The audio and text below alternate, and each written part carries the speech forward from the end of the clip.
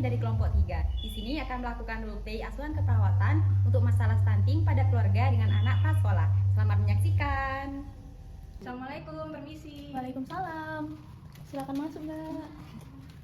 Monggo, silakan. Baik, Bapak dan Ibu, sebelumnya mohon izin perkenalkan diri, saya Poppy. Nah, di sini saya nggak sendirian, di sini saya bersama rekan saya. Ini perawat Dinda, kalau yang ini perawat Fani. Nah, kebetulan kami dari Puskesmas Sumbersari.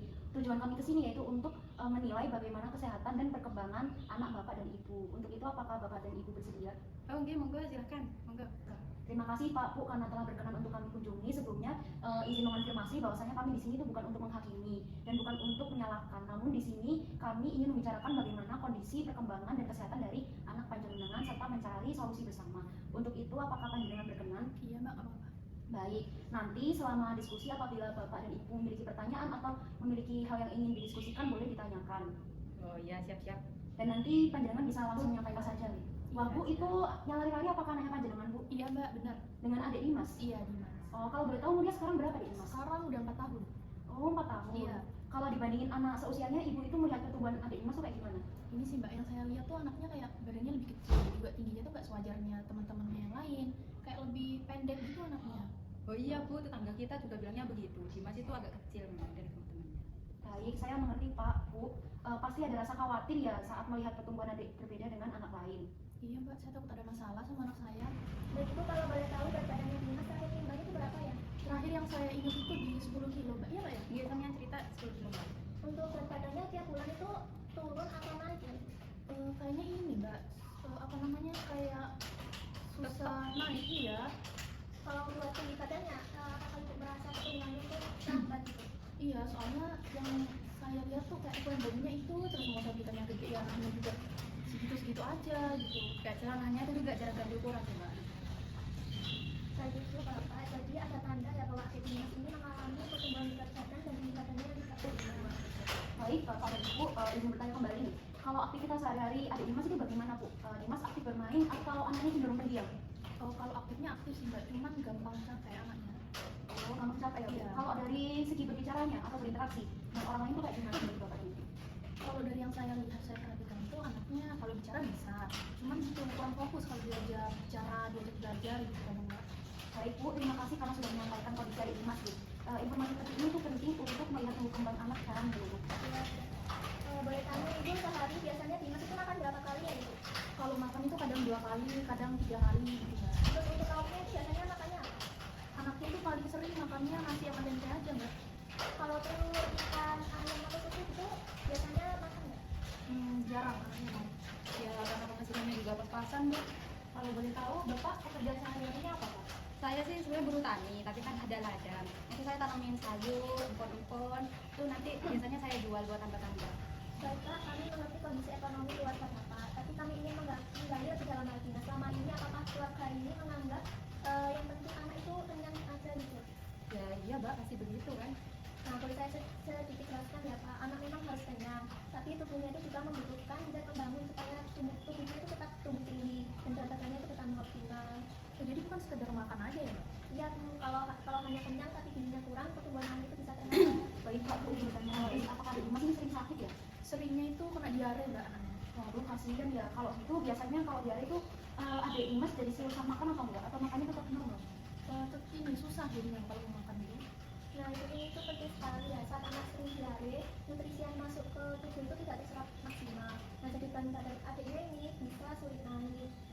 Oh berarti diare itu juga pengaruh besar ya Mbak ya? Betul Pak, jadi stunting ini atau kurang gizi ini bukan hanya karena kurang makan, tetapi juga karena terjadi infeksi. Bapak itu mau tanya, kalau di rumah sebelum makan itu biasanya cuci tangannya pakai sabun atau cuci tangan pakai air aja? Yang saya perhatikan anaknya cuci tangan pakai air aja, Mbak. Oh gitu ya Bu, terima kasih Bu buat jawabannya. Ini jawabannya membantu kita banget buat memahami masalah kesehatan pada Dimas. Untuk air minumnya biasanya dimasak sampai matang atau cuma langsung diminum gitu? Oh kalau gitu kadang kalau buru-buru malah langsung Mbak muntah dari keran itu.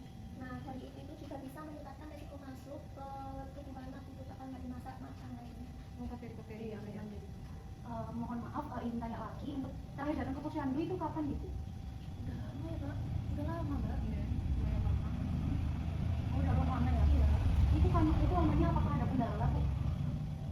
Karena ini sih, Mbak, kan suami saya kerja, terus jadi kami pikir kayak anak-anak nih lain tuh, jadi kayak ya nggak perlu lah dibawa ke posyandu karena kan ya udah sehat sehat aja anaknya gitu.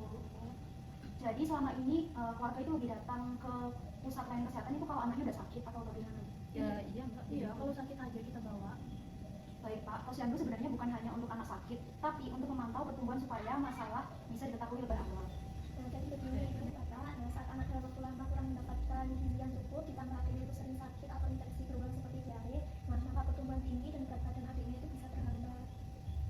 Tanda-tanda yang muncul itu memang mengarah ke stunting Pak Bu, karena di sini kami melihat itu kan berat badan adiknya ini sulit naik, terus juga tinggi badannya lebih pendek dari anak seusia adiknya 4 tahun ini, terus juga asupan nutrisinya juga belum optimal kan, terus juga anak sering mengalami diare, terus pemantauan pertumbuhannya juga belum rutin dilakukan. Nah, jadi semua faktor ini tuh saling berkaitan Pak Bu. Tapi kemudian Bapak itu tidak perlu menyalahkan diri sendiri ya. Yang terpenting sekarang itu keluarga sudah mulai memahami kondisi anak dan mau bekerjasama untuk memperbaikinya. Jujur takut saya mbak. Perasaan khawatir itu wajar Pak, Bu. Nah kami ada di sini untuk membantu panjenengan untuk mencari solusi tersebut.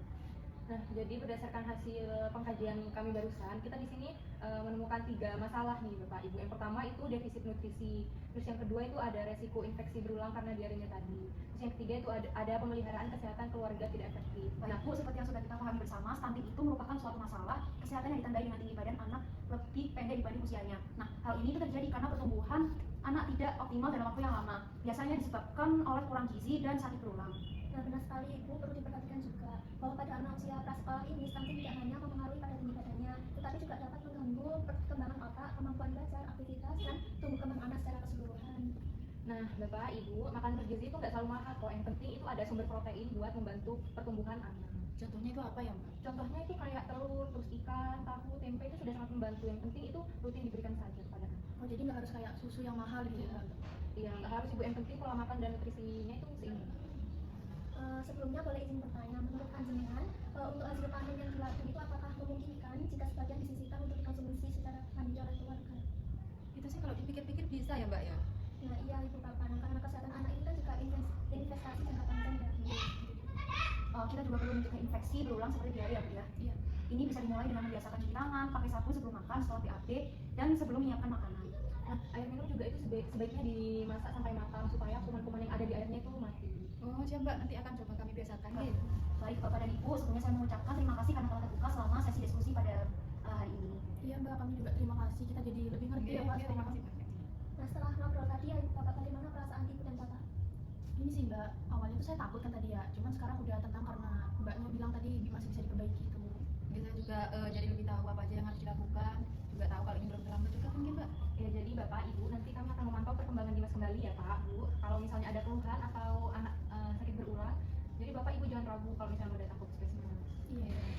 Baik Bapak dan Ibu, semoga adik Dimas dapat tumbuh dengan sehat dan dapat mungkin seperti teman-teman yang lainnya. Namun apabila Bapak dan Ibu memiliki pertanyaan seputar kondisi adik Dimas, Bapak dan Ibu itu bisa menuju ke puskesmas. Iya siap. Baik, karena sesi diskusi kita pada hari ini itu sudah selesai. Sebelum saya akhiri, apakah ada yang ditanyakan dari Bapak dan Ibu?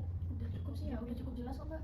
Baik, alhamdulillah kalau sudah jelas. Kemudian di sini saya ingin berpesan selama sesi diskusi tadi, semoga informasi yang kita bahas dapat terlaksana dengan baik ya Pak Bu, Iya, Mbak. agar adik Dimas juga dapat berkembang kondisinya, Iya. biar nggak sakit-sakit juga. Iya. Sebelum saya akhiri, saya mengucapkan terima kasih dan saya mohon maaf apabila terdapat tutur kata yang kurang berkenan. Iya. Untuk itu saya mohon izin kembali ke puskesmas. Permisi Pak Bu, mungkin mau pamitan dulu ya? Iya. Hati-hati ya mbak. Oh iya. Iya. Permisi Mbak.